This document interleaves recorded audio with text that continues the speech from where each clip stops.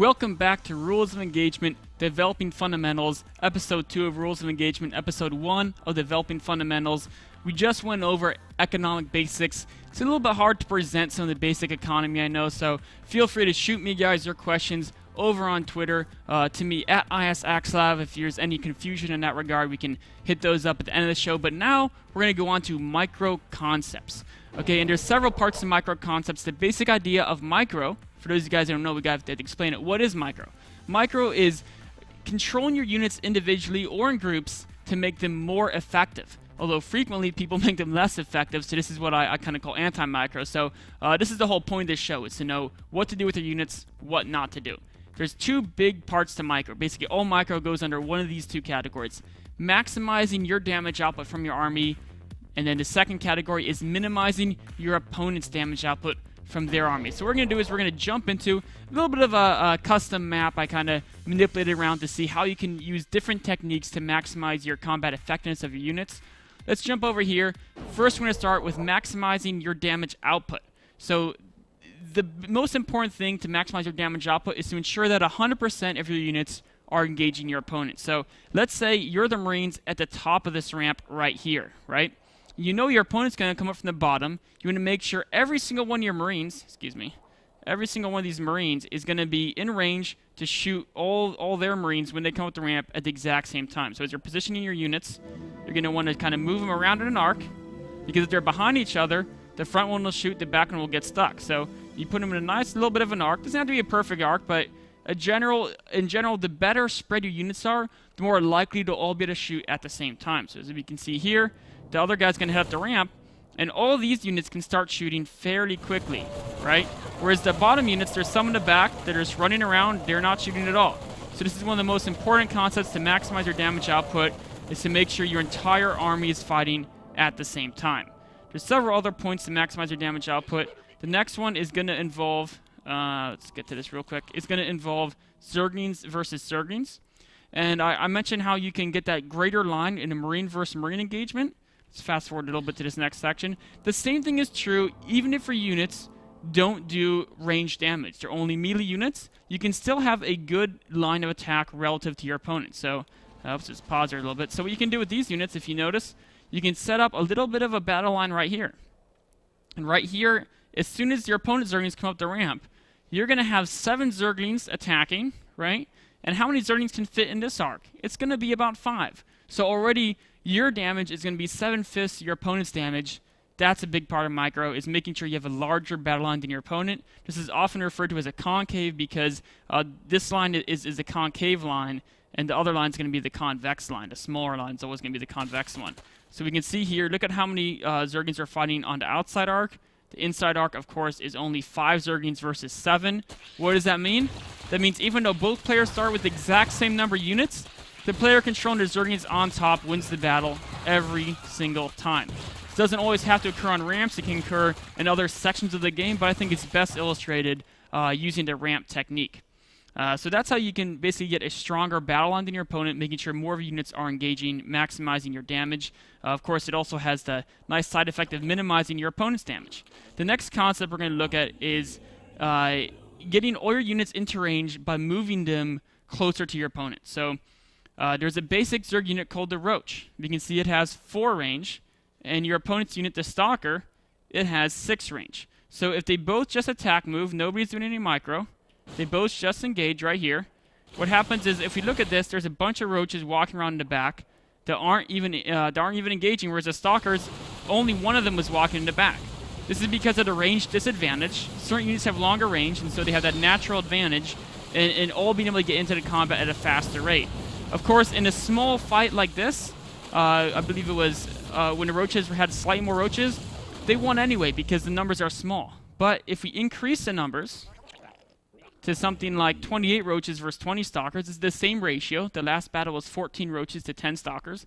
So the exact same ratio, but as the armies get bigger, or actually, sorry, back that up here. This is going to show a micro technique that you can use to mitigate that fact. And so what we're going to show is, as the Roaches come in to engage, the Stalkers all shoot. The Roaches are going to shoot 1 volley, and then as soon as you just attack move your units, you attack move, you hit the A button, click past your opponent's units, so that way they're all disengaging basically. The next thing you do is you give them a move command. You right-click your mouse past their units right there. What this does is instead of these front units after they shoot, if you just do attack move, they stop. The units behind him bump up against them and then have to walk around the edges before they can get into combat. If instead, after you attack move, you right-click for just a second, you run all the roaches in, and then you attack move again, right? So you attack move, then you move command, then you attack move, then you move command, you attack move, you move command. You repeat this process, and you're going to get your entire army into the action a few seconds faster than they would have with just a basic attack move. It doesn't make a huge difference, as we can see. In this case, it was 14 roaches versus 10 stalkers in both those battles. The roaches won pretty handedly both times. But in StarCraft, often you sit back, you build up a much larger army. So, and in this situation, it can play a much bigger impact. Here we're going to look at 25 roaches versus 20 stalkers without micro. What happens here? You see the roaches engaging. There's tons of roaches all in the back here that aren't engaging in combat until even right now. There's still 3, 4 scuttling around. They're still scuttling around. There's still 1 scuttling around. And not until just now. So not until the battle's halfway over do you get your entire roach army into the action. And you know what this means? This means that 20 stalkers actually are going to end up beating 25 roaches, even though there are more roaches than there are stalkers. But now if we can see in this large-scale battle, so the stalkers beat it actually pretty handily. 7 stalkers left, a couple of them damaged. If we look at the next battle, where the Zerg player uses this micro technique, here we go. The same exact situation, 50 food of roaches, which is 25 roaches, versus 40 food of stalkers, which is going to be 20 stalkers here. And this time the Zerg player, watch this, he's going to attack. And after he launches an attack move command, he's going to right-click past the opponent. And then he's going to launch another attack move command. He's going to right-click past, launch another one. And you can see within a few seconds of the battle, every single roach is engaging. And this is going to play a dramatic difference in larger scale battles if you have units with less range fighting units with more range. Of course, that's the only time when this technique is you really want to use it, when you're outranged by your opponent. And we can see instead of the stalkers winning with 7 left, also now the roaches are going to win with, looks like it's going to be 8 roaches left. So it's a dramatic difference in your micro. With what's actually, it sounds like it's kind of complex. It's a fairly simple technique. You first attack move behind your opponent. You hit the A button, you left click, then you right click behind your opponent, then you repeat A button and left click, and you just oscillate between that, doing one command about every second, and you'll be in good shape using that technique. Another technique we're going to look at how to minimize your opponent's damage using a similar idea as we did earlier. I talked about how you wanted to get your units as spread out as possible to maximize your damage using a concave. Here, not only is he spreading his units out as much as he can, but he's also adding one more element. He notices his opponent is going to have stalkers as well in this case. He knows the range of the stalkers, and a ranged stalker is 6. He wants to minimize his opponent's damage in addition to maximizing his own. So he wants to make sure that when his opponent's stalkers engage him, they're engaging at the smallest area possible. So does he want to engage the opponent's stalkers when they're up here? No, he wants to engage them right when they're anywhere on this ramp. He doesn't want to engage them at the bottom of the ramp, because then, of course, his opponent can have a whole bunch of stalkers here. For example, if he put his stalkers right on top of the ramp, his opponent could have a whole mass right below the ramp. But if he puts them right here, the only place opponent's stalkers can shoot them is on this tiny ramp. So if we look at it, if we fast forward to the next battle right here, as the stalkers come up the ramp, of course, his entire army is fighting pretty much against just 1 or 2, or sometimes occasionally 3 of his opponents. Of course, it's a very, very convincing victory when you can team up like that. So that's about minimizing your opponent's micro effectiveness. Those all have to do with battle lines. And he's going to win that fairly convincingly. And then the next micro concept we want to illustrate, we're going to move on to a process called kiting. Kiting is another technique you use to minimize your opponent's damage output. What you do with kiting is when the idea is that if your opponent has a unit and you have a unit, and they both engage just straight up one-on-one battle. We can see here Roach versus Stalker. They each just take turns battling. It's just which unit has better stats. The Stalker wins slightly, right? But if you look at this again using the concept of kiting, we can look at a couple factors. One, the Stalker has greater range than the Roach, right? Which means it gets a first shot off. The second is the Stalker movement speed is 2.95. The Roach's movement speed without a speed upgrade, just your basic roach, is 2.25. This means that you can use your stalker's speed advantage and range advantage to stay outside of the roach attack range. So every time the stalker shoots, you can run away, and then you're outside the roach range. Of course, every once in a while you'll get inside, you'll get a hit like that. But most of the time you can attack, run away, and the roach doesn't fire back because it hasn't quite closed the distance yet. Occasionally you'll make a mistake, but for the most part, instead of having your stalker barely win, if you're using the kiting technique, all of a sudden you've got a stalker with full life against a roach with basically no life. That's the primary purpose of kiting, is that when you have a speed and a range advantage, you can kite your opponent. One other aspect of kiting that's very important is attack speed difference. So one thing to notice is when you have a Zealot fighting Zerglings, the Zealot attack speed is 1.2. A Zergling's attack speed, those guys just died. I'll have to wait for a few more Zerglings here popping up here. A Zergling's attack speed is 0.7. So Zerglings attack faster than Zealots do. If you just engage in straight up combat, they're all attack normally. If after every attack you take a step back, then what you're doing is you're both attacking each other, then the Zealot takes a step back, and then they're both attacking each other again. So you're trading blows 1-for-1 versus your opponent. With just 1 or 2 Zealots versus a few Zerglings, it doesn't make a huge difference. But what it does do is, as soon as you scale up to a few more Zealots, let's actually just skip to the next stage right here.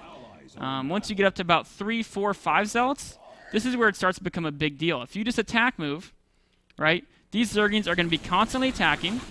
Well, there's two things. One is they actually get this surround fairly quickly, and the other is that the Zerglings are using their attack rate to its fullest potential. Every 0.7 seconds, they're getting an attack off. The Zerglings won. That was 12 Zerglings versus 3 Zealots. Zerglings won fairly handedly with an attack move situation. Now we have the same situation, 3 Zealots versus 12 Zerglings. This time, the Zerglings are going to be attack moving, and the Zealots are going to stutter step. And two things you notice, right? They attack, they're going to take a step back, attack, take a step back, attack, take a step back. And what this does is, not only do some Zerglings get stuck behind their fellow brethren, and they won't get in on the action, but also, a Zergling will attack once, and then will have to run, and then attacks again. And what this does is it breaks up the damage they do. So instead of attacking every 0.7 seconds, it's maybe every 1 second. This affects the Zerglings to a larger degree than it does the Zealots, because the Zealots already have a slower attack speed by default. Now you're asking, this looks really cool, but it also looks really complex. How do I execute it? It's the exact same concept as we saw with the Roaches versus Stalkers earlier, where you oscillate between attack move commands and move commands. The only difference here is instead of attack moving to past your opponent's army, and then moving past, and attack moving past, and then moving past, you're doing it behind your army. So right here, you right-click the Zealots back. Boom.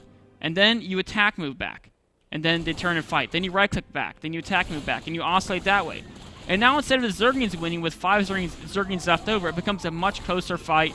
In fact, it looks like the Zealot, in fact, it actually carries the day here. Barry, so that could go either way, but it makes it a much closer fight than it could have been in the first place. So those are a couple micro techniques. Now, if you're talking to your friends about micro techniques, there's a couple other things you're going to hear. You're going to hear your friends tell you, oh, you've got to focus fire your opponent's units. It's true. If you kill one of your opponent's units off very quickly, you're minimizing their damage output because they have one less unit in the battle. But when you're just starting StarCraft, that's a technique that can often backfire. You have a lot of units might be running around before they can get to the target you want to give them. There's a lot of inefficiency involved in focus firing until you're at a professional level. So I would really focus on just using the basic techniques of making sure you have a spread out battle line where all units can engage, and then maybe doing some stutter step micro as well. Focus on only those 2 micro aspects. Don't worry about focus firing. Don't worry about, microing back single units to save them from the battle. Those are more advanced techniques with actually a much smaller return and a risk of making units less effective as well. Maybe we'll cover those in a later episode, but for now, let's focus on the basic 3 micro concepts. It's going to be understanding what micro is, maximizing your cost efficiency or your damage output, minimizing your opponent's damage output. The best way to do this, make sure 100% of your units are engaged in a battle. Try to pick a spot where as few of your opponent's units as possible are engaging in the combat. That's the best way to make your units do the most work for you with the least amount of effort. This has been Axav explaining the micro concepts. We're going to take a short break, and then we're going to get on to our last stage, which is going to be build order concepts.